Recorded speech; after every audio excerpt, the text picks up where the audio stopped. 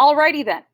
So today's lesson is not rereading, but looking at when rereading doesn't work, we're going to do a little bit of researching. So maybe we're a little confused with something. When rereading doesn't work, we do researching. So I feel like I struggle every time. We are going to really quick talk to me. How did rereading help your understanding of your literary nonfiction book yesterday? Okay, so here is what was said. Some of us said that it'll help us understand things that maybe we missed. It'll help us find things like hidden arguments that maybe we missed, or help you clarify things, or it'll help us connect as we continue to read, okay?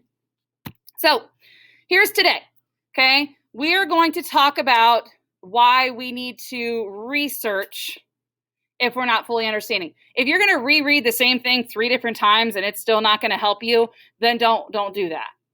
Maybe sometimes it's better to research, okay? So researching will help you understand better. You can also research if you read something and you're like, that seems interesting. I know when I read Warriors Don't Cry, I spent a lot of time researching certain things because it was interesting to me. I had known about what happened in Little Rock, but reading it from the firsthand perspective was extra interesting for me, so I continued to research and find more information, okay? So we're going to start here. We read this yesterday, and what we're going to do is kind of look into this and think, okay, what is going to be worth researching? What can we learn more about? So it says the showdown had dominated the headlines, and then the Soviet Union launched Sputnik. The Russians did it. They had created a satellite and launched it into orbit, and they did it before the United States. With tensions between the two countries already high because of the Cold War, this news put everyone further on edge. The United States needed to catch up. And then there was a picture, and the caption said, a replica of the Soviet Union Sputnik 1, the first artificial satellite to be put into outer space.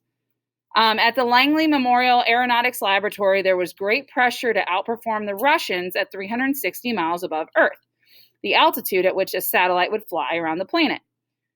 For the engineers, beating the Russians in space was a matter of personal and professional pride. So, go ahead and fill this out. What topic from here might be worth researching? What should we learn a little bit more about? Go ahead and fill that out. Okay, so a lot of things that you guys wrote were either research more on the Cold War or research more on Sputnik and what Sputnik was, because both of those things would give us more understanding about how the United States was going against Russia and how they had Sputnik and maybe what Sputnik looked like. Like right now, it's just a picture.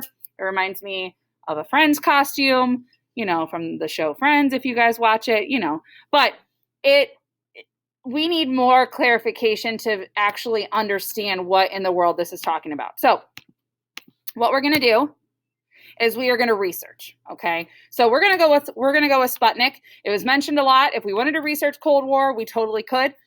Just a couple tips. So go ahead and get out your notebooks right now, and I want you to write down these 3 research tips, okay? You are going to write down that you are going to make sure that the website is up to date with it and cites its sources, meaning it is regularly updated so the information is, current, and we know where the information come from. .org, .edu, .gov are going to be your more credible sources, and I hate to say it, but Wikipedia, anybody can get on and update Wikipedia. Anything else that could be easily updated, you want to avoid. You want to be able to use websites that you know who is updating, how often they're updating, and they cite their sources. So I'll give you a second to go ahead and write these 3 research tips in your notebooks.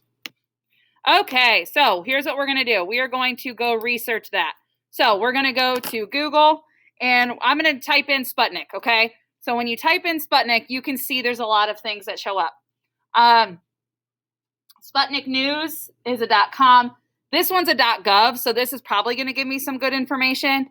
There's videos that come up. There's a Twitter. Probably not going to get good information from Twitter. Just throwing that out there. The History Channel would be good. IMDb, that's a movie, so clearly that's not going to be good. So you're going to want to make sure that you know you have good information. So I'm going to go ahead and go to just this first one. It's NASA's website. We're going to see what's on here. So gives us the date, gives us a picture, says it was the size of a beach ball. So it was close to 200 pounds, which you would think that if something's going into space, it would probably be heavier than that. 98 minutes to orbit Earth on its elliptical path. Okay. Again, 1957.